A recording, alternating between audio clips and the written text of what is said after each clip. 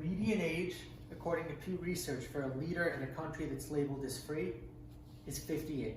Joe Biden is 22 years older than that, and in fact, he is twice as old as the average American. The median age for an American is 38. This is a huge problem, and is why there should be an age limit for US politicians. So you might be thinking, is this really that big of a deal? Like, yeah, the guy's old, but so what? So what? But it is, because politics affects everyone in this country. Age representation is important, and generation representation is also extremely important. So the outline for this speech is going to start with analyzing why this is a problem. Then we're going to go on to looking at the cause of this problem. Then we'll talk about the solution, and finally we'll talk about opposition. So first, why is this an issue? First, it's important to define the terms I'm going to be using. We have the silent generation, which is the generation from 1928 to 1945, the baby boomer generation, which is from 1946 to 1964, the millennial generation, from the Gen X generation from 1965 to 1980, the millennial generation from 1981 to 1996, and Gen Z is 1996 to the present. So first of all, the ages of Americans is not properly represented in Congress. 66% of the seats in the Senate belong to people from the baby boomer generation, which only represents a sliver of the population comparatively. And so I have a quote from Jack Holmes, who's a journalist. It says, "The Speaker of the House, Nancy Pelosi, 82. Mitch McConnell, the Speaker of the Senate, 80. President of the United States, Joe Biden, 80. The average age of an American is 38. So what does that tell you if we have these people who are twice the age of the average American representing them? It's inaccurate and does not properly represent our country. So next, the retirement age.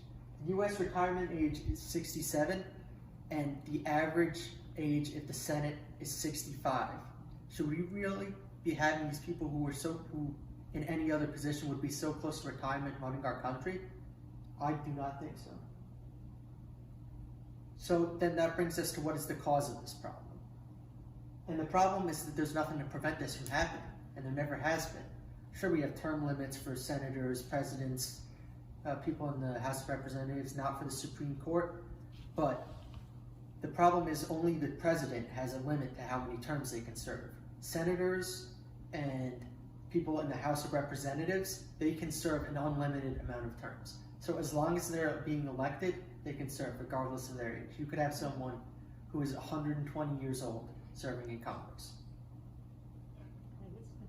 And also, America is getting older. With the demographic shift, of course, politicians are going to get older. So we need to look at term limits. As I said previously, there are no limits to how many terms a congressman can serve. And even worse, for the Supreme Court, there is no term. Once you go in the Supreme Court, you're either in there until you retire, or you die, or you're just not healthy enough to be in there anymore. And I think this is a huge problem. So that brings us to the solution. Of course, every problem needs to have a solution. And that solution would be to set an age limit. So according to Taylor Orth, a researcher from YouGov, in Canada, senators may only hold office until age 75. Why do we not have this common sense legislation in America? Why do we not have an age limit when most other developed countries, such as Canada, have something to prevent this?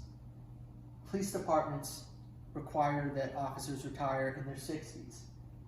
Most lawyers are required to retire by 68, and the FAA requires pilots retire by 65. Yet we allow people who far exceed all of those age limits in our government, which is the most important job in this country. Joe Biden is 80. He's the president of the country, one of the most stressful jobs on earth. And he exceeds the limit for pilots by 15 years. So the next important thing to note is the popularity of the solution. 58% of US adults support age limits.